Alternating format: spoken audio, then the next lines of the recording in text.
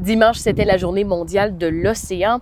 Partout au pays, des événements étaient tenus pour clôturer la semaine des océans au Canada, dont un à Halifax. Pendant une semaine, des centaines de personnes ont participé au nettoyage de différentes plages dans la province. Et dimanche, sur le front de mer d'Halifax, ils étaient encore nombreux afin de participer à des ateliers de sensibilisation. Les organisateurs veulent éduquer les Néo-Écossais sur les bienfaits et l'utilité des océans et des cours d'eau. Et selon eux, il reste encore beaucoup de travail à faire. Je dirais définitivement oui. Je pense que c'est pas tout le monde qui réalise à quel point nous, on peut avoir un impact sur l'océan. Donc, de parler de ce qu'on est capable de faire d'une façon vraiment positive pour pouvoir inspirer de l'espoir chez les gens, c'est encore nécessaire et important.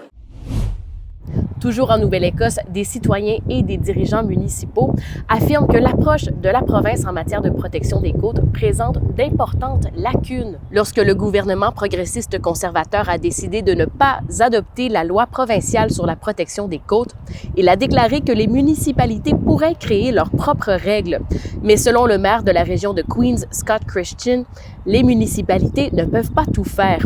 Par exemple, les règlements municipaux de sa région peuvent porter sur le remblayage ou l'enlèvement de la végétation seulement s'ils font l'objet d'un permis d'aménagement. S'il n'y en a pas, comme à Western Head, c'est la province qui est compétente. De son côté, le gouvernement provincial se défend. Il assure avoir fourni des modèles et des consultants aux municipalités pour qu'elles les utilisent pour faire leurs propres règlements côtiers. C'était votre vidéo-journal. Pour plus d'informations et d'autres nouvelles, consultez l'application Info de Radio-Canada.